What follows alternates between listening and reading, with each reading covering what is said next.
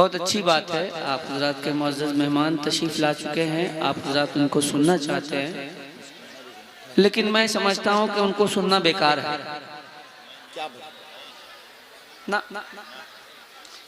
ان کو سننا بیکار ہے،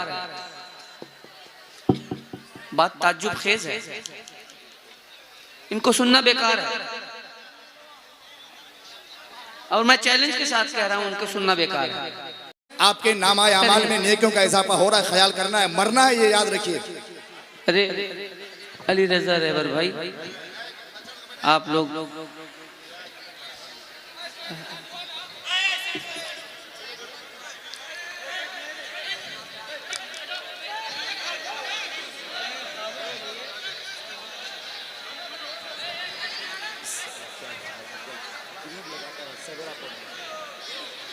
یقیناً قیامت قریب آ گئی ہے۔ کیا بات ہے، یقیناً قیامت قریب آ گئی ہے۔ یہ سنی سبھی مسکرانے لگے۔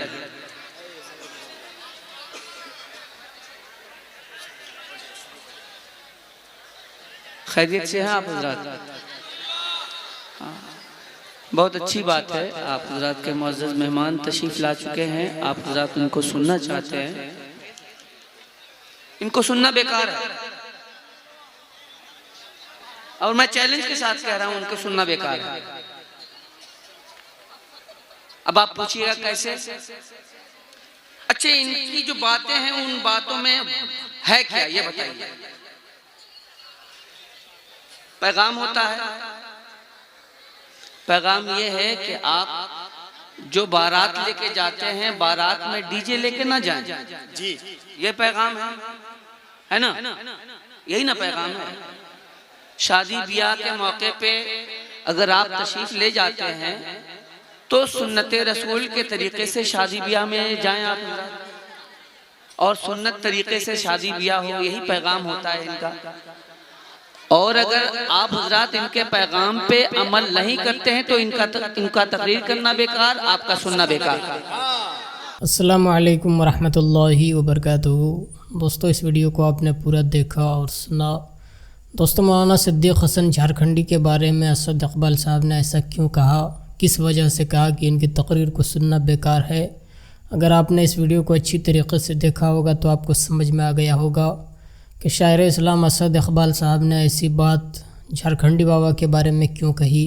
دوستو، کہنے کا مطلب یہ ہے کہ جب سے آپ پیدا ہوئے ہیں تب سے لے کر آج تک آپ نے کافی بڑے بڑے مقرروں سے تقریر سنی ہوگی، پیر صاحب سے تقریر سنی ہوگی، واعظ و نصیحت سنی ہوگی، لیکن کہنے کا مطلب یہ ہے کہ بارہا آپ تقریر سنتے ہیں، ایک بچپن سے آپ تقریر سنتے ہوئے آ رہے ہیں، لیکن آپ کسی بات پر عمل نہیں کرتے۔ اگر ہر ایک تقریر سننے کے بعد اگر ایک بات پر بھی اگر آپ عمل کر لیتے تو آج تک آپ ضرور سدھر جاتے اور شریعت کے مطابق اپنی زندگی گزارتے۔ کہنے کا مطلب یہ ہے کہ سنو کم، عمل زیادہ کرو۔ لیکن آج کل جو جلسے ہو رہے ہیں، ساری رات لوگ جاگ کر جلسہ سنتے ہیں، دین کی باتیں سنتے ہیں، شریعت کی باتیں سنتے ہیں، لیکن عمل کوئی شخص نہیں کرتا۔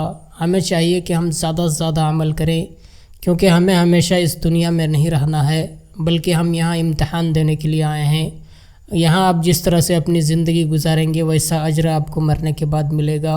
اگر آپ اس دنیا میں اچھے عمل کریں گے تو مرنے کے بعد بھی آپ کا ٹھکانہ جنت ہوگا۔ دوستو، سب سے پہلے ہمیں یہ سمجھنا ہے کہ اللہ تبارک و تعالیٰ نے ہمیں اس دنیا میں کیوں بھیجا، اس کے پیچھے مقصد کیا ہے۔ تو قرآن کریم اس متعلق ارشاد فرماتا ہے، اللہ تبارک و تعالیٰ اپنے قرآن مقدس میں ارشاد فرماتا ہے، وَمَا خَلَقْتُ الْجِنَّ وَالْإِنسَ إِلَّا لِيَعْبُدُونَ، میں نے جن اور انسان کو صرف اور صرف عبادت کے لیے پیدا فرمایا۔